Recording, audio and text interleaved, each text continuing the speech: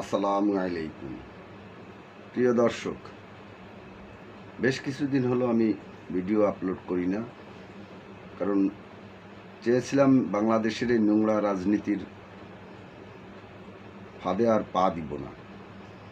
সবখানেই নোংরামতি, সবখানেই একটা গা ছাড়া ভাব দেশের মানুষের, যার কারণে ভিডিও করা বাদই দিয়েছিলাম। কিন্তু যখন ধৈর্যের বাঁধ ভেঙে যায় তখন, বা যখন দেওয়ালে পিঠ ঠেকে যায় তখন তো একটু রুখতেই হয়। ইউনূস সাহেবের পদত্যাগ নাটক, এনসিপির কয়েকজন নেতার কথাবার্তায় মনে হয় তাদের বাপ দাদাদের দেশ। এ দেশটা ওদের বাপ দাদার। শেখ হাসিনা যেরকম মনে করত শেখ হাসিনার বাপের দেশ, সেরকমের এনসিপিও মনে করছে। এনসিপির সবাই না, যার কারণে এনসিপি তো ভেঙেই গিয়েছে। প্রায় 4-5 জনের দল এখন তারা মনে করছে যে দেশটা তাদের বাপের কেনা। এ দেশের মানুষ সবাই তাদেরকে একেবারে পীরির মতো ভালোবাসবে। এর চেয়ে ভালো কথা আর বলতে, এর চেয়ে নোংরা কথা বা যে ভাষাই বলেন না কেন বলার মতো ধৈর্য আর এখন আমার নেই। দেশটা যেন একেবারে মগের মুল্লুক হয়ে গিয়েছে। ওরা যা বলছে তাই হবে। ওরা আদালতকে বৃদ্ধাঙ্গুল দেখাচ্ছে। আর কিছু ইউটিউবার, কিছু ব্লগার, বিদেশের থেকে কিছু শয়তান বজ্জাত,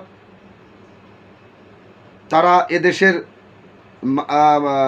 বৃহৎ রাজনৈতিক দলের নেতাদেরকে ভিলেন রূপে জনগণের সামনে তুলে ধরার চেষ্টা করছে। কিন্তু এদেশের মানুষ তো জানে এদেশটা কিভাবে পরিচালিত হয়, কারা কাকে পছন্দ করে, কিভাবে পছন্দ করে। এই যে আপনার যাদের মাচা নেই তার বুধবার, আমাদের অঞ্চলে আমাদের মা চাচিরা একটা কথা বলে, যার মাচা নেই তার বুধবার। এর অর্থ কি জানেন? যে ঘরে মাচা নেই। আগেরকার দিনে যদি যার ঘরে মাচা না থাকতো, মাচা বলতে কি ঘরের মেঝেতে 4 কোণায় কিছু খুঁটি গেড়ে তার উপর দিয়ে প্ল্যাটফর্ম তৈরি করে খড়ি রাখার জায়গাকে মাচা বলা হতো। তা আমাদের মা চাচিরা কেন কথা বলতেন জানেন? যে যার ধান পান হয় না তার আবার বুধবার দিয়ে বা কী দরকার। বুধবারে ওই অঞ্চলে বুধবারে হাট হতো আগে, বিভিন্ন সময় বিভিন্ন অ্যাঙ্গেলে, এখনও হয় গ্রাম অঞ্চলে। তা যে অঞ্চল থেকে কথাটি উঠেছিল সে অঞ্চলে বুধবারে হাট হতো। তা মা চাচিরা রসিকতা করে বলতেন যাদের ধান হতো না, তো ওর তো মাচাই নেই, তার মাচা নেই তার বুধবার।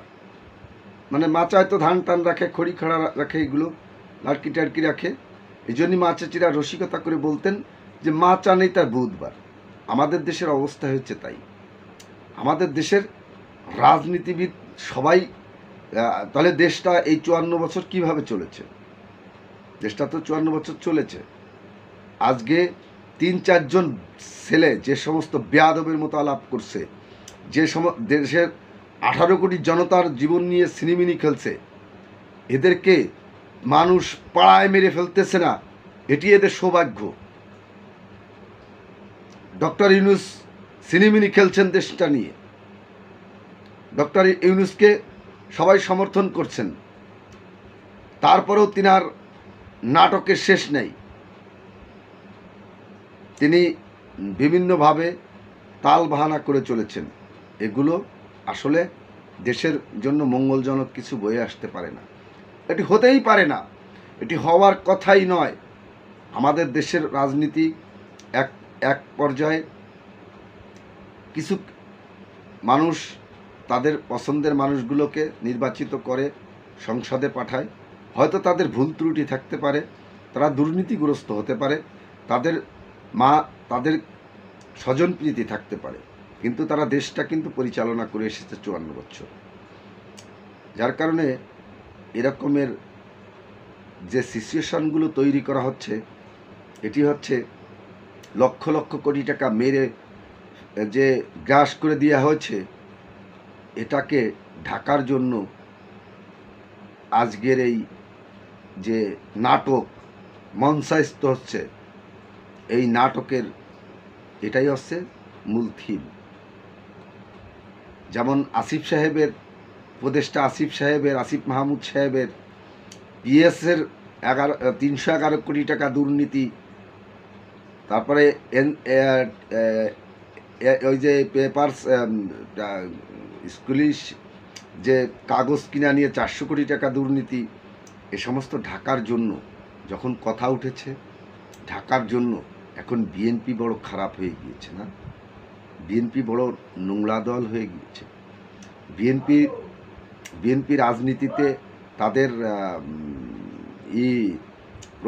মানে আওয়ামী লীগ ইসে ফ্যাসিস্ট হবে। এ সমস্ত বাদ দিয়ে কাল বিলম্ব না করে ডক্টর ইউনূস যদি আগামী 1 সপ্তাহের ভিতর নির্বাচনী রোডম্যাপ ঘোষণা না করে, এই সমস্ত ছেলেদের পাড়ায় মেরে ফেলবে। আমি বরাবরই বলেছি যে আজকে যা হচ্ছে সেটা ভালো কিছু নয়। আজকে সেনাবাহিনীকে সুড়সুড়ি দেওয়া হচ্ছে। কেন সেনাবাহিনীকে সুড়সুড়ি দেওয়া হবে? সেনাবাহিনী এদেশের দেশপ্রেমিক। এই দেশটা যদি সেনাবাহিনীর দেশপ্রেমিক না হতো, তাহলে এই দেশটা বহু আগেই অন্য দেশের কবজায় চলে যেত। এদেশটা সেনাবাহিনীর প্রাণভূমরা, দেশের প্রাণভূমরা হচ্ছে সেনাবাহিনী। সেই সেনাবাহিনীকে বিতর্কের ঊর্ধ্বে রাখতে হবে, আমি বরাবরই বলেছিলাম।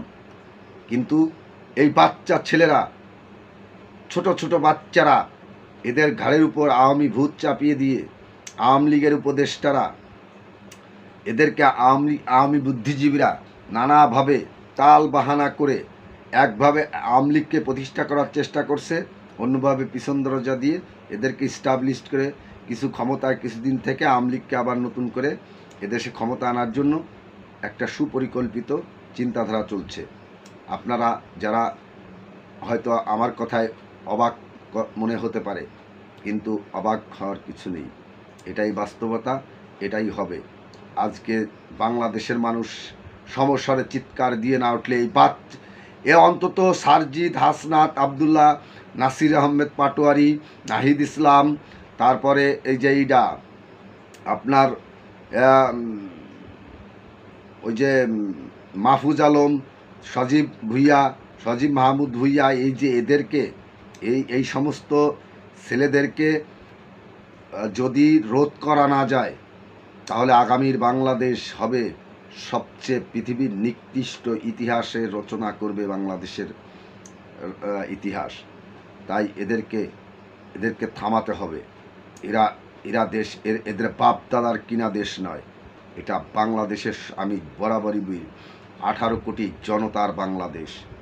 যার এক টুকরো মাটি আছে এদেশে, তারই বাংলাদেশের ভূখণ্ড, তার সে মালিকানা। এদের কারোর বাপ দাদার সম্পত্তি নয় যে এরা মানুষের জীবন নিয়ে সিনেমিনি খেলবে। 2 দিনে বৈরাগী, ভাতের কওয়ান্ন, মানে পথে পথে ভিক্ষে করো, নামটি রাখছো বাদশা মিয়া। তোমাদের বাপ দাদারা কি এটা আমরা জানি, আমাদের জানার বাকি নেই। অর্থাৎ বি কেয়ারফুল। এই সমস্ত ইউটিউবার ব্লগারদের কথায় কান না দিয়ে ইউনূস সরকারের কাছ থেকে দ্রুততার সাথে নির্বাচন আদায় করে এদেরকে ঝেঁটিয়ে বিদায় করতে হবে। তা না হলে আগামীর বাংলাদেশের জন্য অশনি সংকেত বয়ে আনবে বলে আমি আশা করি, আমি মনে করছি। আর আমার খোদা না করুক, আমার মনের এই আশঙ্কা যেন কোনো কায়দায় প্রতিফলিত না হয়। আমি চাই সুষ্ঠু সুন্দর একটি বাংলাদেশ, কারণ আমি আমার দেশটাকে আমার মায়ের মতো ভালোবাসি। সবাই ভালো থাকবেন। আল্লাহ হাফেজ।